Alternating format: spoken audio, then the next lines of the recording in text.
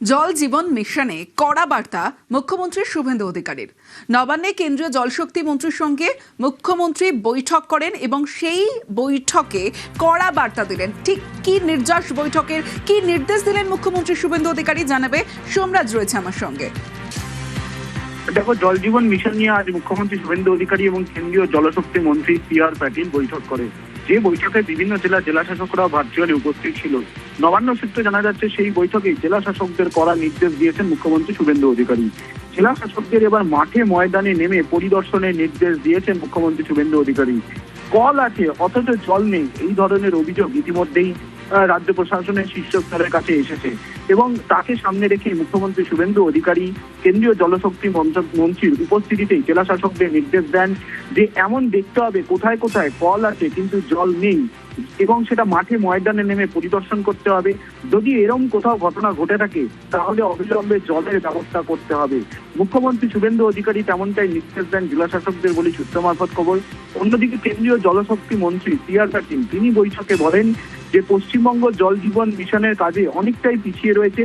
জেলা শাসকদের উদ্দেশ্য করে বলেন এক্ষেত্রে আপনাদের সক্রিয় হতে হবে, কারণ এ রাজ্য জল জীবন মিশনে অনেক প্যারামিটারে পিছিয়ে রয়েছে পূর্বতন সরকারের সময়। ফলত সেগুলিকে আরো সক্রিয় করার নির্দেশ কেন্দ্রীয় জলশক্তি মন্ত্রী দেন বলে সূত্র মারফত খবর।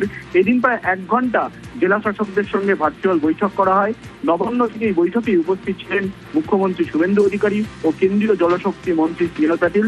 তুমি জানো, জল জীবন মিশনে ইতিমধ্যে কেন্দ্রের তরফে 39,000 কোটি টাকা অনুমোদন দেওয়া হয়েছে এবং তা নিয়েই মূলত এ রাজ্যে জল জীবন মিশন কাজের অগ্রগতি কতদূর তা নিয়ে পর্যালোচনা বৈঠক করা হয়। বেশ,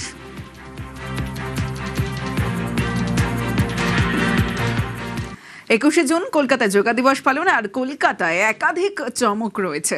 আগামীকাল থেকেই সেজে উঠবে কলকাতা। 20শে জুন প্রিন্সেপ ঘাট মিলেনিয়াম পার্কে লেজার শো। 21শে জুন কলকাতায় যোগা দিবসের অনুষ্ঠান।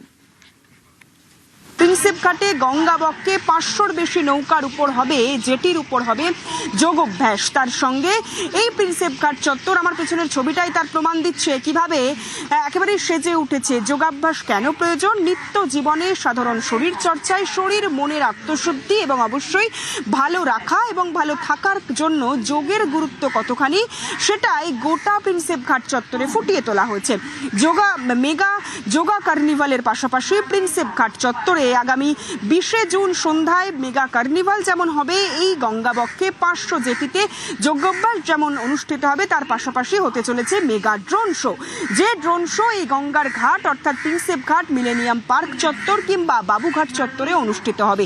যে ড্রোন শো এর মাধ্যমে, ড্রোন লেজার শো এর মাধ্যমে সাধারণ মানুষকে যেমন আত্মসচেতন যোগাভ্যাস বা যোগব্যায়াম সম্পর্কে সাধারণ মানুষকে আত্মসচেতন করা, সচেতনতা বা বৃদ্ধি করা, তার পাশাপাশি অবশ্যই থাকছে পশ্চিমবঙ্গ দিবসের টুকরো কোলাজ ওই ড্রোন শো এর মাধ্যমে তুলে ধরা হবে।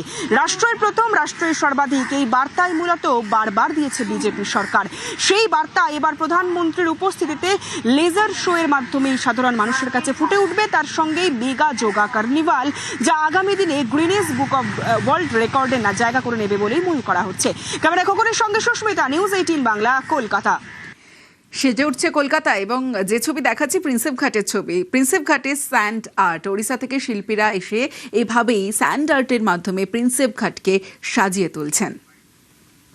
ये इंटरनेशनल योगा डे के ऊपर बना रहे हैं। पहली बार मैंने कलकत्ता में सैंड स्कल्पचर आर्ट बना रहा हूँ, तो बहुत ही मज़ा आ रहा है। बंगाल के लोग जो होते हैं वो आर्ट से बहुत ही इम्प्रेस होते हैं, इसलिए जो भी आता है देखता है तो कला के प्रति बहुत उत्साहित होते हैं। तो हमको भी खुशी मिलता है कि आर्टिस्ट को नहीं बनाते।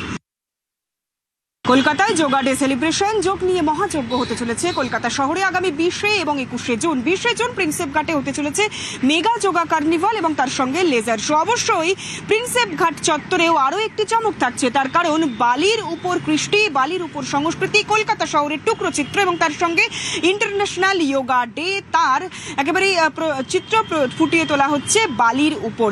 উড়িষ্যার শিল্পীদের হাত ধরেই কলকাতা শহরে এবার বালির উপরেই তৈরি হচ্ছে হাওড়া ব্রিজ এবং তার সঙ্গে যোগ দিবসের যে চিত্র বা যোগ দিবসের যে ভূমি সেই ভূমি এবং সব মিলিয়ে যারা এখানে এই কাজ করছেন তারা যেমন বাংলার শিল্প, বাংলার কৃষ্টি, বাংলার মানুষের সংস্কৃতি বোধকে যেমন আরও একবার বালির মধ্যে দিয়ে ফুটিয়ে তুলতে চাইছেন, ঠিক তেমনই তারা অত্যন্ত খুশি প্রধানমন্ত্রী নরেন্দ্র মোদীর উপস্থিতি এবং ইন্টারন্যাশনাল যোগা দিবস কলকাতা শহরে মেগাভাবে পালন হচ্ছে সে বিষয়ে।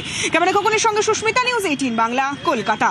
হেফাজতে স্বরূপ বিশ্বাস, যার বিরুদ্ধে একাধিক অভিযোগ, এবার তোলাবাজির মামলায় সোন অ্যারেস্ট স্বরূপ বিশ্বাস। এটি কোন মামলায় সোন অ্যারেস্ট করা হয়েছে স্বরূপ বিশ্বাসকে জানাবে আমার সঙ্গে আমার প্রতিনিধি অমিত সরকার রয়েছে। অমিত, তোমাকে জানিয়ে রাখবো 23শে জুন পর্যন্ত আবারও পুলিশ হেফাজতে স্বরূপ বিশ্বাস নিউয়ালিপুর থানার পর আজকে থানার একটি মামলাতে সোন অ্যারেস্ট করা হয়, সেটি তোলাবাজির মামলা। ফেডারেশন গিল্ডের যে ক্যামেরা পার্সনদের যে গিল্ড রয়েছে সেই গিল্ডের তরফ থেকে অভিযোগ করা হয়েছে রিজেন্ট পার্ক থানাতে যে ক্যামেরা পার্সন যারা টলিপাড়ায় যারা কর্মরত তাদের পরিচয়পত্র তৈরি করে দেওয়ার বিনিময়ে 9,85,000 টাকা তুলেছেন। এরা অস্বাভাবিক বলে মনে করছেন ফেডারেশন গিল্ডের যারা ক্যামেরাম্যান সদস্য তারা, এবং স্বরূপ বিশ্বাসের বিরুদ্ধে রিজেন্ট পার্ক থানাতে মামলা করা হয়। তারা মামলা করেন, সেই মামলা প্রেক্ষিতে সোন অ্যারেস্ট করা হয় স্বরূপ বিশ্বাসকে এবং সেই মামলাতে 23শে জুন পর্যন্ত পুলিশি হেফাজতে নির্দেশ দিচ্ছে আলিপুর আদালত। অনুযায়ী নিউ আলিপুর থানার যে মামলা যৌন হেনস্থা করা হয়েছে সেই মামলাতে 2রা জুলাই পর্যন্ত জুডিশিয়াল কাস্টডি অর্ডার হয়েছে আলিপুর কোর্টে। তবে জানিয়ে রাখবো যেহেতু পুলিশ কাস্টডির জন্য প্রেয়ার ছিল সোন অ্যারেস্ট করার পর এই মুহূর্তে রিজেন্ট পার্ক থানার হেফাজতেই থাকবে স্বরূপ বিশ্বাস। সোন অ্যারেস্ট করা হলো আপনাকে রিজেন্ট পার্ক থানায়। গিল্ড ফেডারেশনের টাকাও নাকি দখল করেছেন এমনটা অভিযোগ হচ্ছে আপনার বিরুদ্ধে। কোভিড ফান্ডের টাকাও নাকি নয়ছয় করা হয়েছে। কোভিড ফান্ডের টাকাও নাকি তছরূপ করা হয়েছে। কোভিড ফান্ডের টাকাও নাকি তছরূপ করা হয়েছে, আপনার বিরুদ্ধে অভিযোগ উঠছে।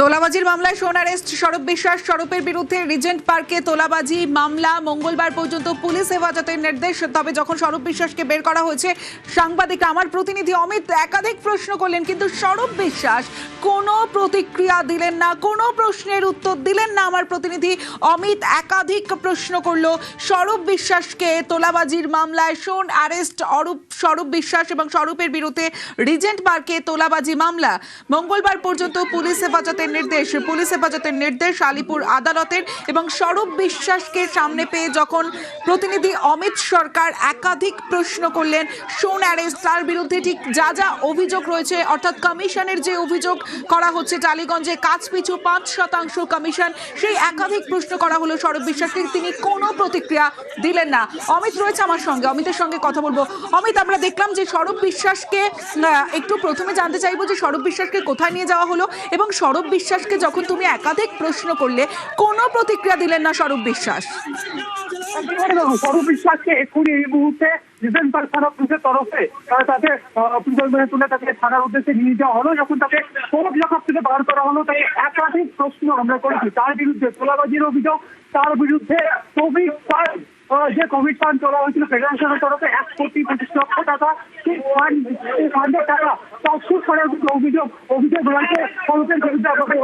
সেক্ষেত্রে আমরা সরাসরি যখন তাকে প্রশ্ন করি, এই মুহূর্তে কিন্তু তিনি পুরো বিষয়টি এড়িয়ে যান এবং